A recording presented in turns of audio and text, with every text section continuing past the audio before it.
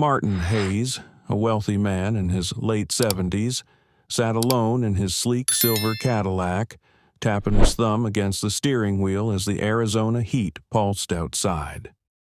The AC word doing little more than shoving warm air around.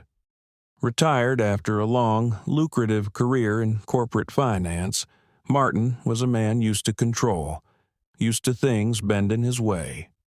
But today, stuck on a dusty stretch of road with a flat tire and no cell signal, he was far from the curated comfort of his immaculate villa on the edge of Scottsdale. After a few failed attempts to call for help, he sighed and leaned back in his seat, frustration beginning to brew. That's when he noticed a figure approaching in the distance. A kid, maybe 13, 14, with sun-faded clothes and sneakers that had seen better days, walking straight toward the car. Martin sat up, curious. The boy paused, gave the Cadillac a quick scan, then looked Martin in the eye with a polite but purposeful nod. "Flat tire, sir?" he asked, his voice calm. "Yeah," Martin said, surprised by how relieved he felt. "No signal out here, and I was hoping for a miracle." The boy grinned. "I got you," he said, already crouching by the wheel. "My granddad showed me how to swap one out last summer. Got a spare?" Martin gestured toward the trunk.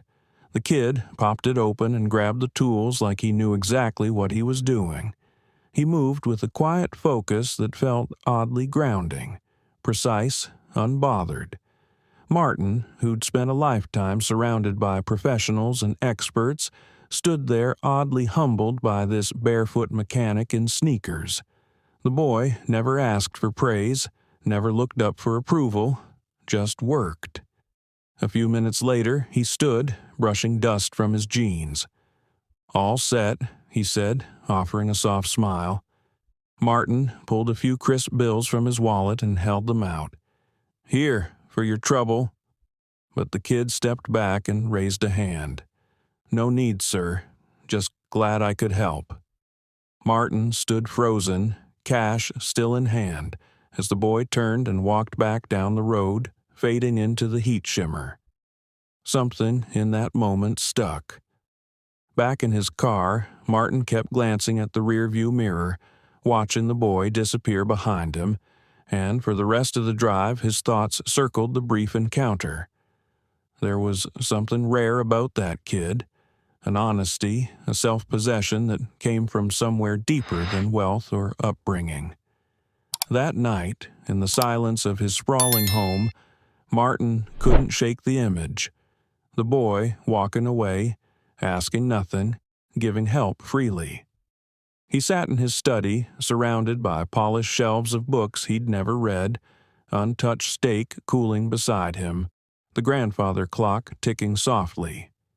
He'd known thousands of people, boardrooms full of them, always some angle, some negotiation. But this boy, no agenda, just kindness. He sipped his scotch and let the memory replay. The dusty hands, the worn clothes, the easy confidence. It gnawed at him in a good way. The next morning, Martin couldn't stop himself. He got in the car and drove that same stretch of road scanning for a trace of the boy. He stopped at gas stations, diners, asking around. Most folks just shrugged, until a woman behind the counter at a roadside cafe looked up and said, "Sounds like you met Eli. He's always lending a hand round here. Lives with his mom over in Red Mesa." Red Mesa. Martin made a mental note, thanked her, and took off. The drive was long and winding through the desert hills, but Martin barely noticed. His thoughts were busy. Who was this kid? Who raised someone like that? When he finally rolled into Red Mesa, the town was quiet, dotted with humble homes and family-run stores, and Martin felt a strange sense of anticipation settling in as the sun stretched over the small Tennessee town of Ridgeton. Charles Hayes, a well-to-do man in his late 70s, pulled his sleek silver Lincoln to the side of a worn country road. A flat tire had left him stranded miles from his polished lakeside estate, and he was not used to situations that didn't bend to his will. Frustrated, he'd tried calling for help, but the reception was non-existent. Just as the heat began to fray his patience, a boy no older than 13 wandered into view. Skinny, with sun-bleached hair, a faded ball cap, and sneakers that had clearly seen better days. "Got a flat, sir?" the kid asked, his tone respectful but confident. Charles nodded, relieved and wary all at once. "Yes, phone's useless out here. Was hoping someone might come by." The boy offered a crooked grin. "I gotcha. My granddad taught me how to swap a tire last summer." Without waiting for approval, he knelt beside the wheel like it was second nature. Charles opened the trunk, and the boy retrieved the tools and got to work, moving with a focus and efficiency that startled the old man. When he was done, he simply stood, brushed off his jeans, and said, "All set." Charles, still a bit stunned, pulled out a wad of cash and held it out. "Here, I appreciate your help." But the kid shook his head, one palm up like a quiet refusal. "No need, sir. Just glad I could help." Then he turned and walked back the way he'd come, leaving Charles standing by his car, unsure why the encounter had stirred something in him. Back home that night, in his cavernous study surrounded by leather-bound books and untouched artwork, Charles couldn't shake the boy's image.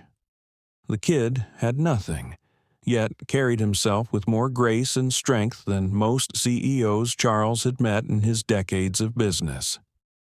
Compared to the quiet warmth of this humble house, filled with laughter and genuine connection, Matthew's sprawling estate felt cold and distant. As they cleared the table after lunch, he turned to Elijah's mother and said, "You've done an incredible job raising him. He's got more heart than most grown men I've met." She smiled, her eyes bright with quiet gratitude. "Thank you. He's a good kid, but it hasn't always been easy. We've learned to find joy in the little things." Matthew nodded, his mind already racing. He didn't want to intrude, but he knew he couldn't just walk away. This family had unknowingly given him something he didn't realize he'd lost, a glimpse of what truly mattered. When he left that afternoon, driving back to his quiet house on the outskirts of Santa Rosa, a rare sense of purpose settled over him. This wasn't about charity. It was about honoring a boy's simple act of kindness and a family's enduring strength. By the next morning, he was on the phone, calling old friends, contractors, and vendors. By midday, plans were in motion. Within a week, trucks began pulling up outside Elijah's house. Workers filed in, unloading wood, tools, and paint. Matthew stood by with a clipboard, organizing the renovation while Elijah and his mother looked on, stunned. "You didn't have to do this," she said, her voice catching as she watched the flurry of activity. "We've managed just fine." Matthew turned to her, eyes sincere. "You've done more than manage. You've made something beautiful here, but you also gave me something I didn't even know I needed. Please, let me give back." Elijah stood quietly beside his mom, his eyes fixed on the transformation. Matthew knelt to meet his gaze. "You taught me that helping someone doesn't have to be complicated or expensive. It's about showing up. I want to show up for you." Over the next several weeks, the house transformed. The sagging porch was replaced with strong, polished wood. A new roof went up. The rusted swing set in the backyard disappeared, replaced by a sturdy new one that sparkled in the afternoon sun. Inside, walls were painted in warm tones, the floors gleamed, and the kitchen got brand new appliances. At first, Elijah tried to help, sweeping, carrying lumber, but Matthew chuckled and said, Your job is to be a kid for once. Let us handle the rest." Still, Elijah couldn't resist hanging around, eyes lit with curiosity as he watched the crew measure, saw, and build.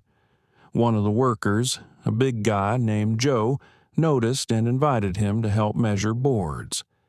Soon, Elijah was peppering the crew with questions about hammers, nails, and power tools, his enthusiasm spreading to everyone around him. Matthew watched from a distance, feeling something inside him shift, something that had been asleep for a long time. This, he realized, was real success. This was purpose. One golden evening, as the sun dipped low over the hills, the renovation was nearly complete. Elijah's family stood on the front porch, taking it all in. His mother turned to Matthew, her voice thick with emotion. "This isn't just a house anymore. It's a home. I don't know how we'll ever thank you." Matthew smiled gently. "You already have. You reminded me of what life's really about. Family, connection, purpose.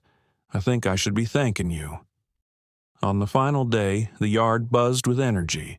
Neighbors dropped by with warm bread, mason jars of jam, even a potted fern. Elijah dashed around, showing off his new swing set and proudly pointing out every fresh coat of paint. The once tired house now felt vibrant, alive. Matthew stood on the porch, leaning against the new railing, watching the scene unfold with a kind of joy he hadn't felt in years.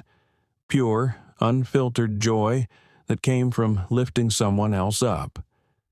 Elijah's mother approached with a glass of iced tea and offered it with a grateful smile. "You didn't just fix our home," she said softly. "You gave us hope, and I think you found something too." Matthew nodded, taking a sip. "I did," he said. "I spent years chasing things, status, money, influence, but none of it ever felt like this." Just then, Elijah bounded up the steps, energy buzzing. He looked at Matthew, thoughtful. "Mr. Matthew," he said, "I've been thinking a lot about what you did for us." As the last rays of sun stretched across the quiet town of Harlan Springs, Elijah turned to Matthew with a spark in his eye and said, "I want to do something like this one day. I want to help people too." Matthew rested a steady hand on the boy's shoulder and replied, "You already are, Elijah. Your kindness started all of this. Don't ever lose that." They sat together on the freshly built porch, watching the sky melt from gold into deep amber, wrapped in the kind of warmth that didn't come from sunlight, but from connection, gratitude, and purpose. When the time came for Matthew to head back to his estate, Elijah and his mother walked him to the car. Her eyes shimmered with emotion, and the boy's grin was so wide it imprinted itself in Matthew's memory as he drove off. This wasn't an ending, he knew. It was the beginning of something new, for all of them. In the weeks that followed, things continued to shift. Elijah's curiosity about the renovation work blossomed into a real passion. Matthew arranged for him to shadow some of the crew who had rebuilt the house, and the boy soaked up every lesson like a sponge, measuring, hammering, asking questions with wide-eyed wonder. And Matthew, once a stranger to simplicity, found himself returning to Harlan more and more, not as a guest, but as someone who belonged. Each visit filled a piece of him he hadn't known was missing, grounding him in something real. For the first time in years, he felt whole. The story came full circle in this little town that had opened its heart. All it took was one boy's small act of kindness to teach a man who thought he had everything the truth he'd been missing all along. Life isn't about what you own. It's about what you give.